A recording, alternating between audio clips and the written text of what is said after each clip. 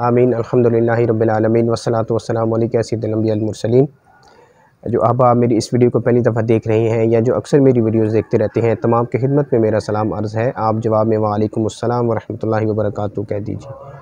आज एक बहुत ही ज़बरदस्त अमल के साथ आपके सामने हाज़िर खिदमत हूँ और ये अमल है, अगर बहन भाइयों में, मियाँ बीवी में या किसी में भी आपस में कोई नाराज़गी का अमल चल रहा हो, तो ये उन अहबाब के लिए बहुत ज़बरदस्त अमल है। हर नेक और जायज़ काम के लिए बहुत ज़बरदस्त अमल है।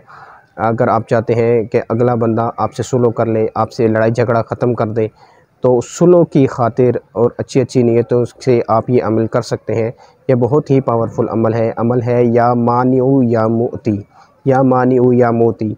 ये इशा की नमाज़ के बाद सोने से पहले ये अमल आप करें और जो शख्स के लिए आप चाह रहे हैं कि उससे आपकी सुलह हो जाए, तो इंशाअल्लाह अज़्ज़ा वजल ये जब आप रेगुलर अमल करेंगे और बात करने की कोशिश करेंगे तो इंशाअल्लाह आपको पॉजिटिव रिप्लाई मिलेगा अल्लाह ताला के हुक्म से। अल्लाह ताला से दुआ है जो कुछ सुना समझ